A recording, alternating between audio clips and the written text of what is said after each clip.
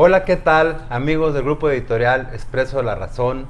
Nos encontramos en una edición más del programa y podcast Tertulia, en el que abordamos los principales temas de la agenda pública.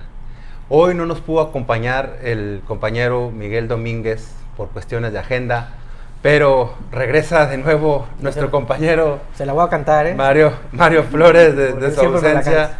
Y contamos con la presencia de nuestra compañera, la periodista Perla Reséndez. Perla.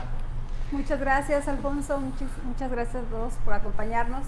Nos acompaña nuevamente la secretaria de Educación, Lucía Aimé Castillo Pastor, para discutir y aclarar un tema que ocupa y preocupa a los tamaulipecos, y es el paro laboral y de planteles realizado por la sección 30 del Sindicato Nacional de los Trabajadores de la Educación.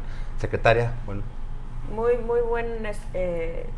buen día. Me parece que iniciaría diciendo gracias, Pedro, gracias, Mario, gracias, Perla, por su espacio y por la posibilidad de conversar sobre los diferentes elementos que componen esta situación que estamos viviendo.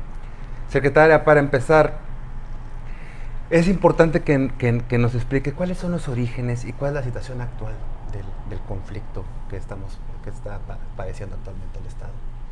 Bueno, debo decir que hemos insistido en referir que inicialmente resultó un tanto sorpresivo el esquema abrupto en el que se da, porque veníamos trabajando en una serie de reuniones desde el mes de febrero con el establecimiento de las mesas CENTE, y que fueron permitiendo la atención a una serie de planteamientos que hacía la organización sindical sobre aspectos vinculados a licencias, a cobertura de interinatos, a la posibilidad de que se cubrieran espacios educativos, y posteriormente también el periodo en el que se da normalmente lo que se conoce como negociación salarial, y que bueno, desde 2014 la ley establece muy claramente el que existe una sola negociación, la negociación nacional única, y que esto no nos dejó de lado la posibilidad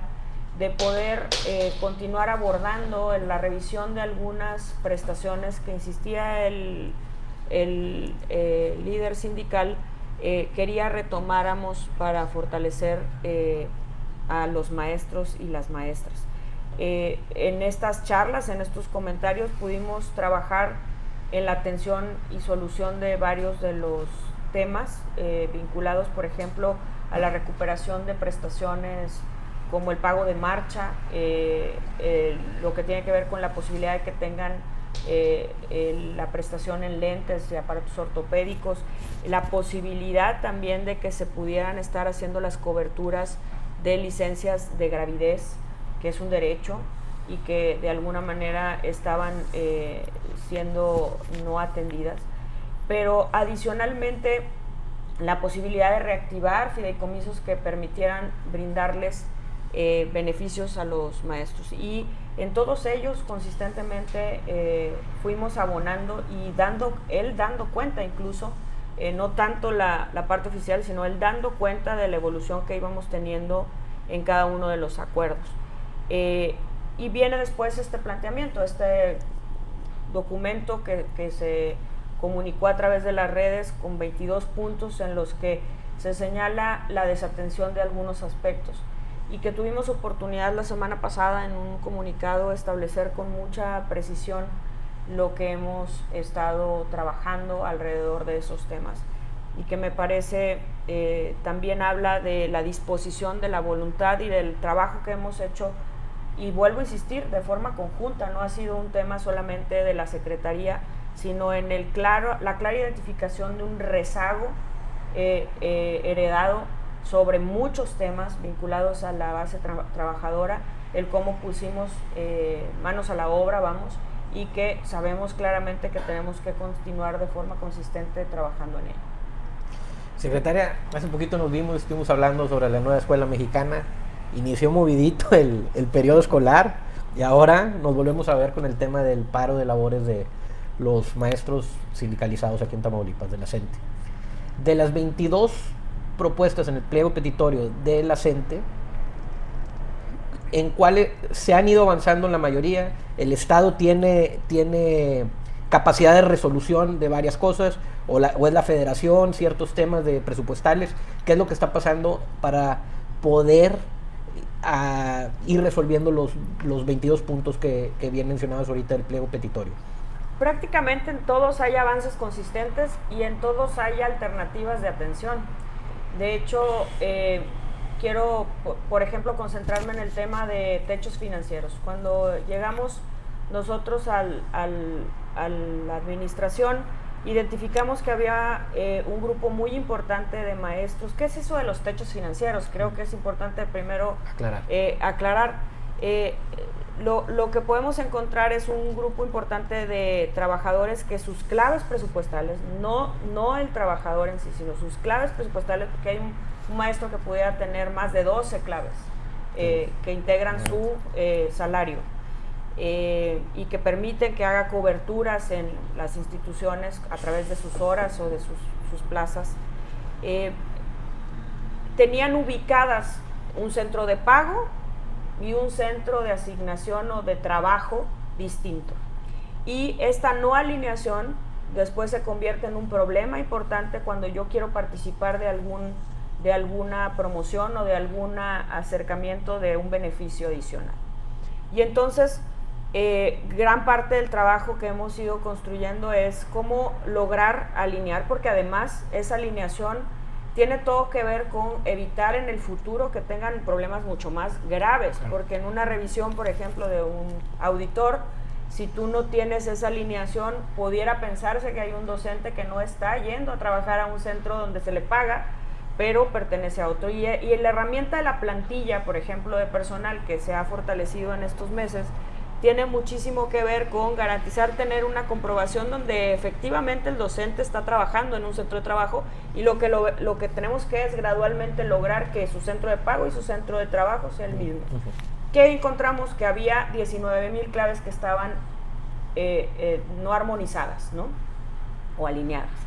Y esto implica una serie de procesos que están vinculados además con otras instancias que no es la Secretaría de Educación, pero que nos hemos enfocado a resolver, y que en este momento ya superan más de 7,400 de esas claves que están logrando armonizarse, porque además implica hacer un movimiento en el que participa la dirección a cargo del Fondo Nacional de Nómina Educativa, la Secretaría de Hacienda. Hay una serie de cosas que tenemos que solicitar y tramitar para lograr hacer que todo funcione, pero además tenemos que modificar la manera en la que nos movemos en el sistema educativo. Hay un proceso anual que permite la movilidad de los docentes denominado cambio de centro de trabajo, y este permite que una persona se mueva de un lugar a otro con cierta periodicidad para lograr acercarse al centro que desea como un derecho. Pero si esto se da de manera desordenada o más de una vez en el año, pues esto no permite precisamente garantizar la estabilidad. Y una de las cosas que ha acompañado también la regularización de cambios de centros de trabajo, de techos financieros, es la regularización de cambios de centros de trabajo. Entonces, ese es uno de los planteamientos que traen ahí, en el que hay un avance sustantivo. La parte que corresponde a la atención que dimos para poder ingresar más jóvenes a la educación normal, me parece que, insisto, estoy convencida de que la educación normal es la vía para seguir formando formadores de formadores con la calidad que se requiere para la enseñanza en las aulas, pero también hay instituciones como la que plantean en el pliego petitorio que tienen limitaciones de capacidad instalada. Entonces no puedes inmediatamente pensar en hacer grupos demasiado numerosos sin la capacidad de atención a partir de la plantilla de personal que tiene la escuela, y al mismo tiempo pues atender del todo. 19 de los 26 casos que nos pidieron por escrito y en un primer momento la organización sindical fueron atendidos para ese caso, y habría que decir que de 91 casos que nos plantearon, en el resto, en todas las normales, 75 encontraron un espacio. Entonces, esto nos habla de que voluntad y capacidad e interés de encontrar vías de atención han existido, ¿no? Muy bien. Secretaria, hoy se cumple una semana de que inicia esta manifestación, este conflicto ya del magisterio, pero de este pliego petitorio, de las 22 solicitudes que están haciendo, ¿cuántas se han cumplido al 100% o en la mayoría de porcentaje? Y pues vemos que también dentro de estas solicitudes que están haciendo en este pliego petitorio, hay algunas cosas que dependen de la federación, tengo entendido, no es necesariamente del Estado. Entonces, ¿cómo va esto? Por eso me concentré un poco en la explicación de lo de los techos, porque es un ejemplo muy claro de que hay algunas situaciones que implican un trabajo en el que se involucran más de una instancia. Y gran parte de lo que hemos hecho es precisamente ir agilizando para avanzar mucho más rápido esta atención. Pero además habría que decir que algunos de los planteamientos, y creo que es importante insistir en que nosotros reconocemos que hay elementos, porque además hemos ido a las aulas, hemos ido al encuentro de los profesores desde procesos como, por ejemplo, el levantamiento de información o la conversación con ellos para la construcción del Plan Estatal de Desarrollo, luego del programa educativo, espacios de formación y capacitación, en el que hemos escuchado claramente que hay situaciones que tienen que ver con ejercicios anteriores. Es decir, tenemos planteamientos que nos han hecho relacionados con interinatos o con licencias de gravidez no pagadas en 2019, en 2021, y que yo insistía mucho en referir hace un momento que me preguntaban algo similar, Perla, el que, por ejemplo, este ejercicio fiscal en el que hay un presupuesto establecido y que claramente aplica para ejercerlo en este año para los componentes que tiene, y que dicho sea de paso, este presupuesto no necesariamente se construyó desde esta administración, no nos permite normativamente destinar recursos para resolver situaciones de años y de años anteriores, bastantes años, o sea, porque al final la voluntad y la capacidad que tendremos de resolver está ahí, pero tienes que lograr obtener los recursos extraordinarios para poder resolver situaciones que no están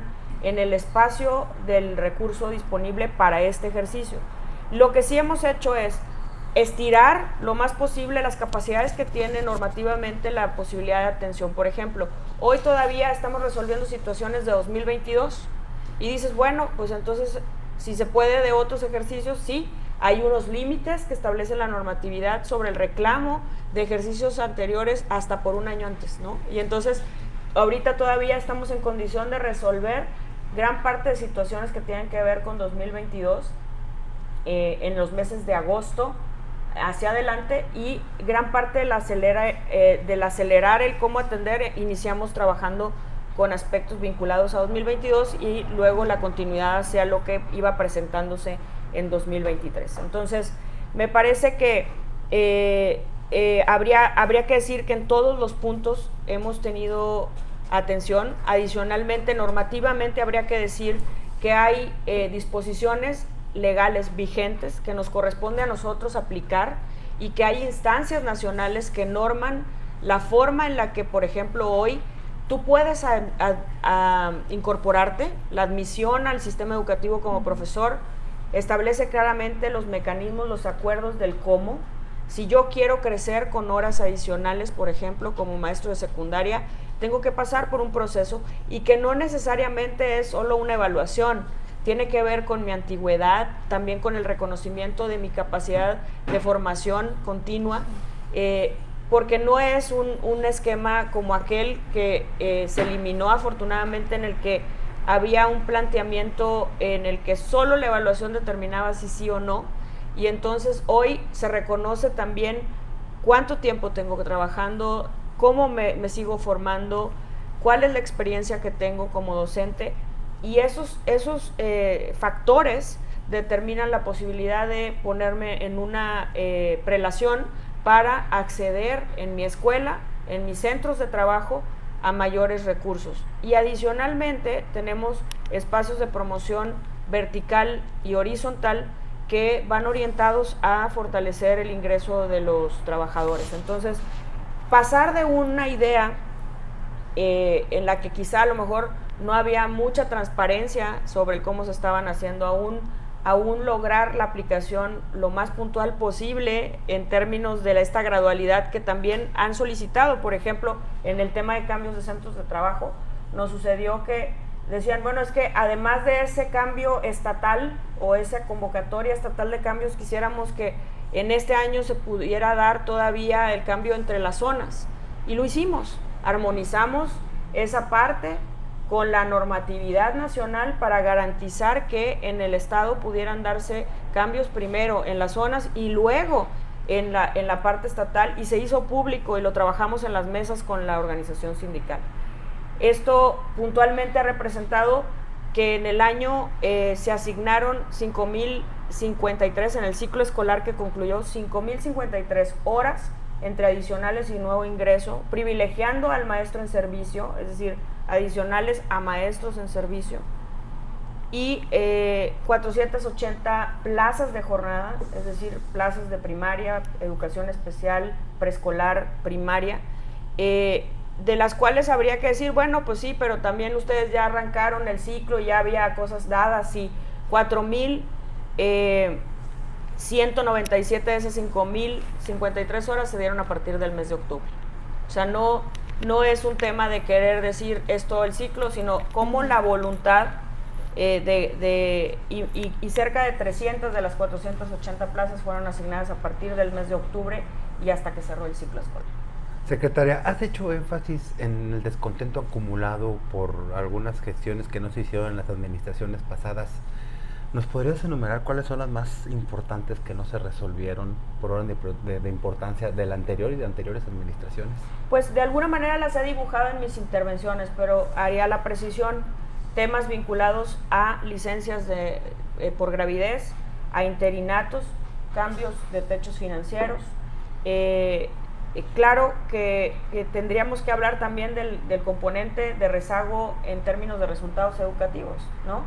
Y que pues están allí a la vista, no solo a través de mecanismos que hoy conocemos como la evaluación diagnóstica que plantea Mejoredu, sino también de un instrumento que se aplicó recientemente, Tamaulipas Aprende, y que nos permitió mirar a mayor profundidad el impacto que tuvo la pandemia en los aprendizajes fundamentales de las niñas, niños y jóvenes, y que hoy por hoy forma parte de la gran estrategia de atención en una implementación de un nuevo modelo con la nueva escuela mexicana, pero también en la recuperación de aprendizajes fundamentales ligados a recuperar aprendizajes como la lectura, la escritura y también las matemáticas.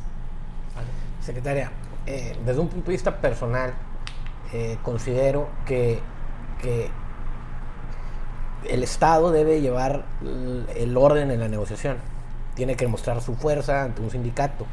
Si no fuese así, se vería débil el Estado versus el sindicato de maestros. ¿Ahorita hay diálogo con el sindicato? Pues lo había estado, se había estado abriendo, tendiendo, había habido varias pláticas sobre el insistir en conocer a profundidad los elementos de carácter laboral que instaban a la necesidad de un paro en los términos que se ha dado. Sin embargo, conforme han pasado los días, también hemos identificado que la concentración sobre la posibilidad de negociación no está allí.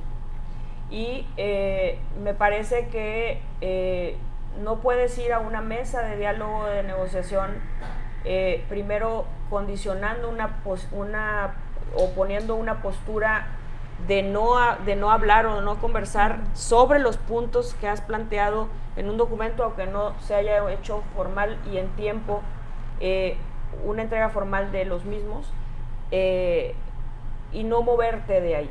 Entonces creo que una de las situaciones que hemos insistido muchísimo en llamar hacia la base trabajadora, hacia los maestros, Y yo quiero reconocer aquí, Mario, Pedro, Perla, reconocer a cada una de las directoras y directores de las zonas que están trabajando en el estado, en las escuelas de preescolar, primaria y secundaria, incluso aquellos centros de bachillerato que están atendiendo a los jóvenes alrededor de todo el estado, en una clara distinción sobre la responsabilidad que tenemos todos de seguir prestando el servicio educativo y el desarrollo de una posibilidad de mesa de diálogo para dirimir y resolver situaciones que se consideren pertinentes y que claramente están centradas en un momento que no es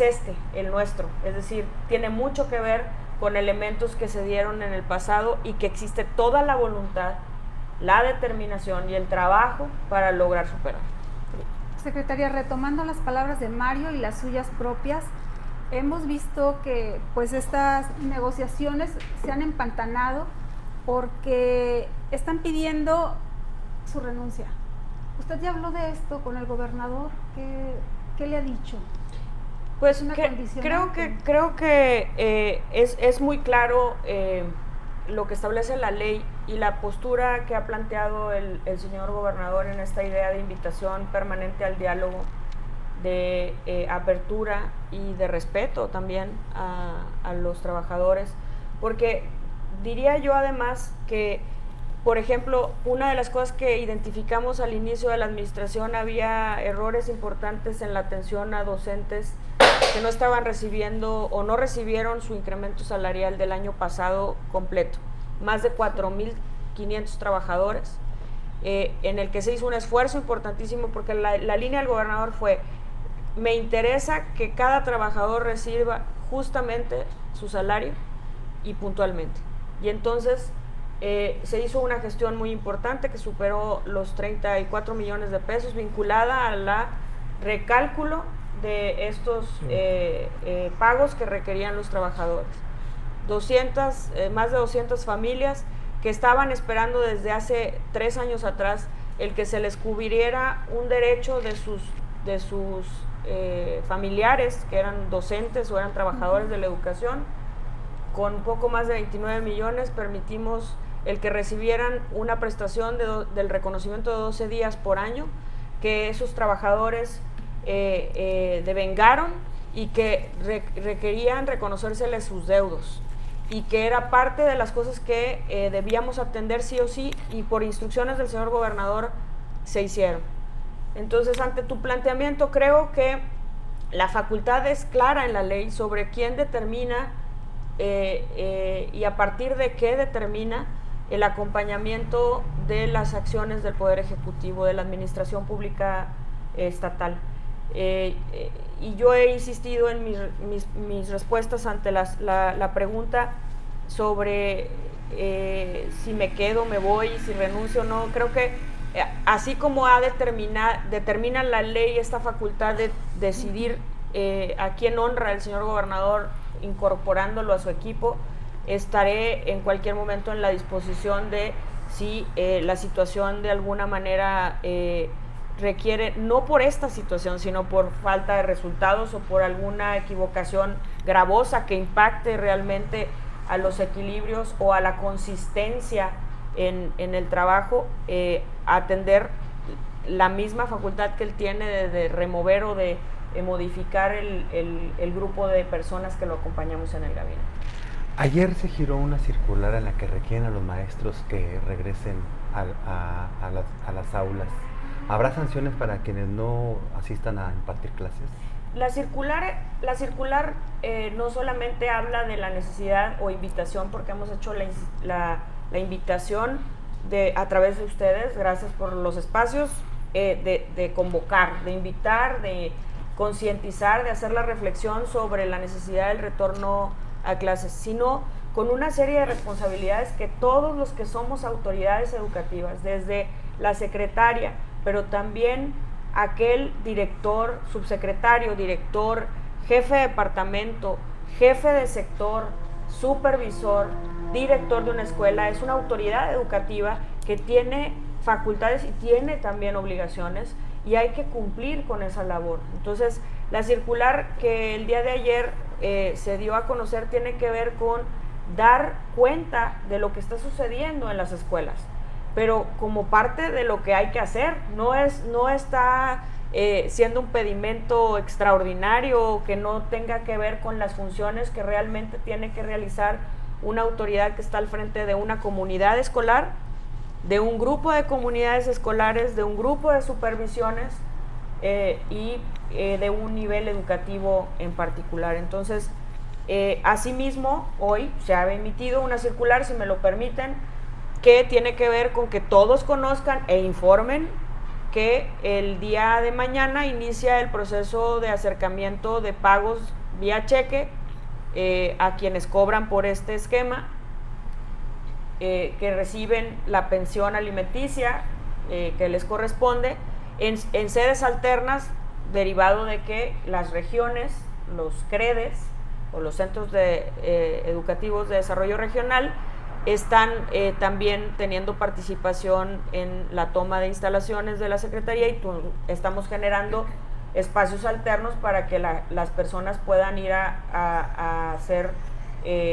recoger sus pagos ahí, y además reconocer que como parte de los esquemas de diálogo y de concertación solicitamos el viernes pasado la necesidad de introducirnos a una parte de las instalaciones de la Secretaría de Educación para poder garantizar el pago puntual. Necesitábamos maquilar, trabajar en el proceso que es largo de elaboración de la nómina educativa, desde la elaboración de los productos digitales que se comparten con el Fondo Nacional de Nómina, pero también con la Secretaría de Finanzas, pero también la elaboración de cheques y de documentos comprobatorios que le dan certeza al uso de los recursos públicos, y que se concluyeron el día de ayer y nos van a permitir atender al pago puntual de la nómina. Y esto es otra circular que en el mismo sentido baja y se desdobla a través de las autoridades educativas que formamos parte del sistema. Secretaria, el sindicato ya enseñó el músculo. Tienen 65,000 afiliados al sindicato de maestros, ya hubo paros, llevan una semana en paros, los niños no están yendo a la escuela en ciertos casos, están ciertas escuelas cerradas. El fin último de los niños que aprendan pues es que haya un desarrollo social, cultural y progreso para el Estado en futuro. Estaría mejor que negociaran ya después de haber enseñado el músculo de cara a cara, y que ya se pueda hablar y que ya se sepa lo que puede pasar si no se llegan a ciertas conclusiones, a ciertos acercamientos entre gobierno y sindicato. Ahora, la CENTE negocia con paro de labores. A contraparte, el gobierno del Estado, ¿qué fuerza puede enseñar para que pues, no nada más sea unilateral las demandas que tenga ahorita en este caso el sindicato, la CENTE? Yo creo que el Estado tiene que continuar haciendo su trabajo, y un ejemplo muy, muy puntual tiene que ver con, en este momento estamos listos para continuar haciendo el reconocimiento a cada uno de las personas que forman parte del sistema y que atendieron a la normatividad para incluirse. Por ejemplo, una semana antes del inicio del ciclo escolar, 87 nuevos maestros forman parte del sistema educativo, porque había que garantizar que las aulas tuvieran cobertura, que tenemos que estar instando a las reuniones que permitan incorporar a las niñas, niños y jóvenes a las escuelas. Tenemos que insistir en que asumamos cada uno la responsabilidad de regresar a las aulas y atender a las familias que también hicieron el esfuerzo de poder participar de la educación con el acompañamiento de recursos de su trabajo, y que si bien es cierto hubo un esfuerzo importante del gobierno para acompañarlos con la entrega de útiles escolares y de uniformes en algunos municipios, requieren en este momento ver reflejado ese esfuerzo también en la continuidad de los servicios educativos.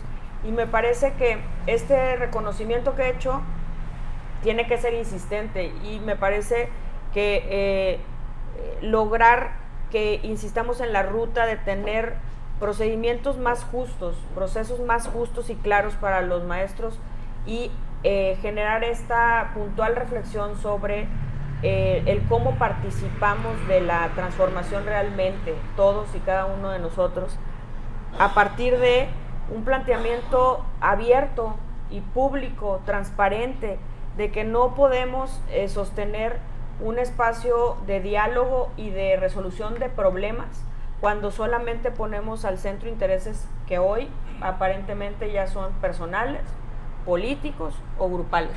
¿Crees que se resuelva en el corto plazo el conflicto, secretaria? Yo deseo y estamos realmente insistiendo por todos los mecanismos que así sea.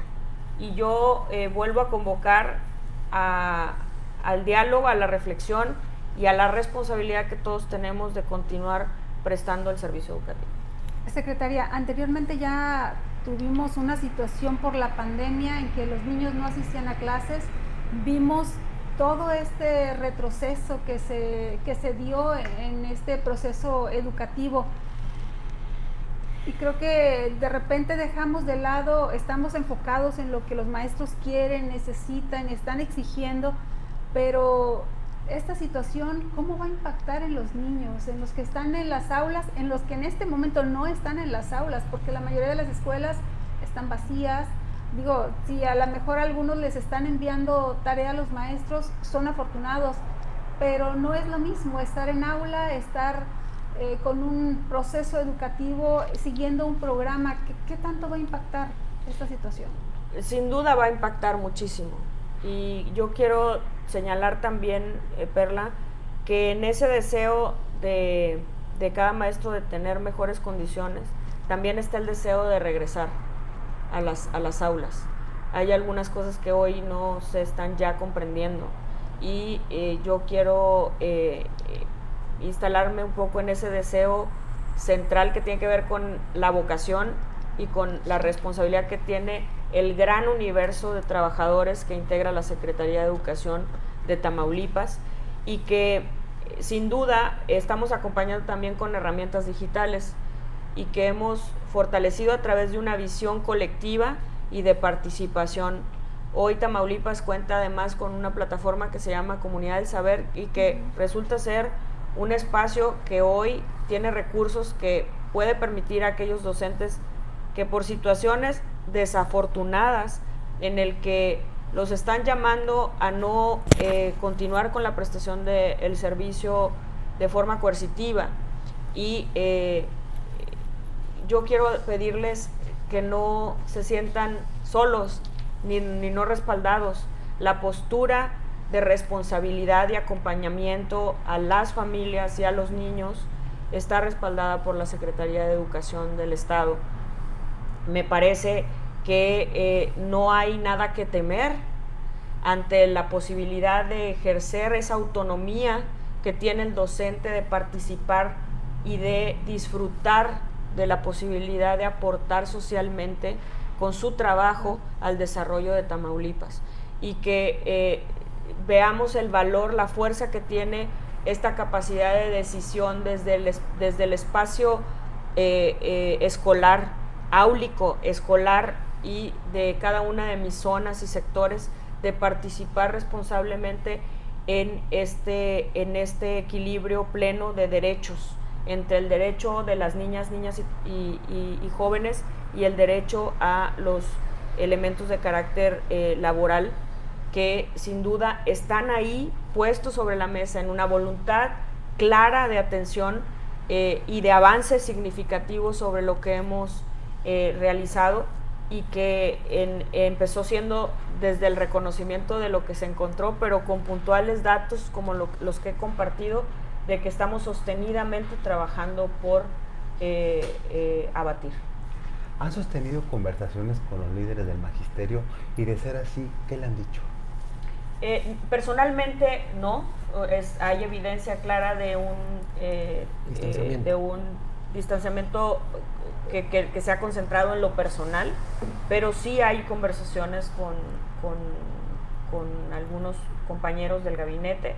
Me parece que en esta postura abierta que ha manifestado el propio Ejecutivo, se ha abierto la puerta y tendremos que encontrar mecanismos abiertos, más públicos. Yo he dado a conocer incluso la necesidad de que tengan contacto directo con nosotros los profesores. Si me permiten, quiero dar a conocer algunas líneas telefónicas que están abiertas para recibir información y también tener contacto con ellos a través de este medio, un correo electrónico, y también en breve la apertura de una ventanilla única para continuar realizando trámites de administrativos para favorecer este abatimiento del rezago que vemos, en el que podrán tramitar directamente a través de esta plataforma sus propias licencias, sus propios permisos, para ir mejorando la forma en la que entre todos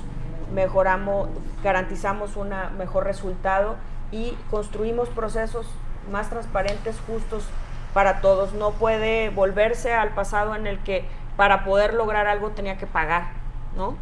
Eso no es correcto. Los recursos son públicos, deben ser entregados a través del esfuerzo de quienes nos toca en un momento dado hacer tareas administrativas para poder respaldar la tarea fundamental del sector educativo, que es la pedagógica. Teléfonos 834-321-89, 834-320-16, 834-321-88, 834-153-8000, 834-3060-027 y el correo electrónico comunicación.educativa@cet.edu.mx. Y en una oportunidad, aunque no venga yo, les enviaría con mucho gusto la liga de esta ventanilla que se está terminando de pulir para que sea un medio de contacto y comunicación para el seguimiento ante el cierre de las instalaciones de la atención a trámites y servicios. Secretaria, en lugar de estar hablando de innovación en la educación, sí estamos hablando de una discusión entre el sindicato y la SET, la Secretaría de Educación. Eso no es conveniente para el Estado. Ahora, el impacto social que ha generado esto es muy grande, porque no nada más es que paren los maestros, es que los niños no van a las escuelas, es que los niños, las mamás y los padres no tienen dónde dejar a los hijos, se los llevan a sus centros de trabajo, llegan a los centros de trabajo y pues no pueden ser lo productivo que pueden ser, entonces se pierde cierta productividad. Entonces el impacto se ve en lo económico, en lo social, en tantas partes, ¿verdad?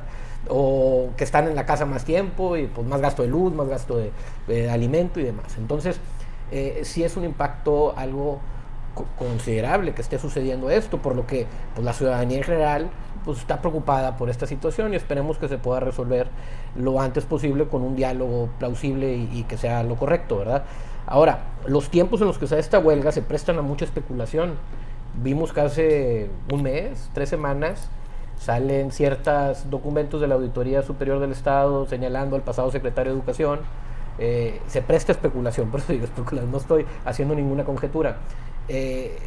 Todas estas situaciones, mientras no se resuelvan los problemas, pues quedan en el aire y generan que la imaginación vuele para muchas personas. Entonces, es un tema a lo mejor más político, más técnico, desde su punto de vista, ¿qué es lo que cree?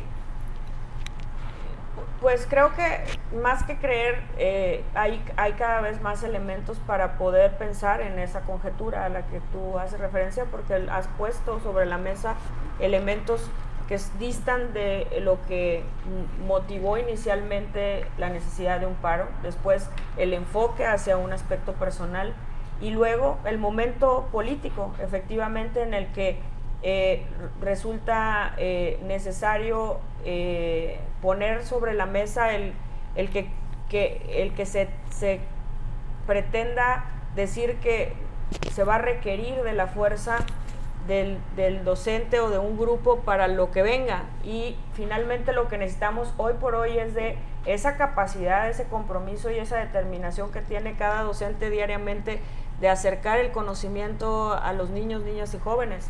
Esa es la gran fortaleza que tiene el sistema educativo y que debemos buscar en todo momento mantenerla al margen de ser considerada un botín político, ¿no? Porque estamos llamados a otra cosa, y más a partir de estos retos, tanto en materia pedagógica como administrativa, que señalamos desde el inicio y que han sido consistentemente atendidos. ¿Y ven ustedes, secretaria, alguna otra salida para la solución de toda esta situación? Porque los líderes están muy aferrados a la condicionante, ¿no? Antes de querer negociar todos estos 22 puntos. ¿Qué va a pasar si los maestros continúan en su postura? Porque mientras estamos platicando, está una manifestación muy grande afuera del Palacio. Pues creo que nosotros vamos a continuar agotando primero el diálogo y la reflexión. Siempre el diálogo y la reflexión. Creo que la defensa del trabajador es parte de la política que ha establecido el gobernador. Ha establecido mecanismos abiertos para la resolución en otros sectores de temas que les aquejaban y que hoy están teniendo respuesta a partir del diálogo, y en ningún momento a través de la amenaza ni de la postura de un solo lado, ¿no?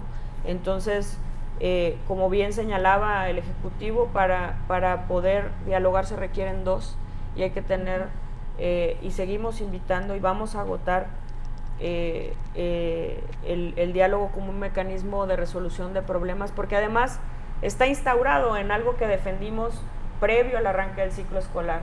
Señalaba el maestro en sus exposiciones que defendió con fuerza la nueva escuela mexicana y los libros, en el que claramente estamos hablando de la necesidad de generar colectividad, diálogo, consenso, respeto, y tenemos que ser ejemplo en toda actuación que tengamos.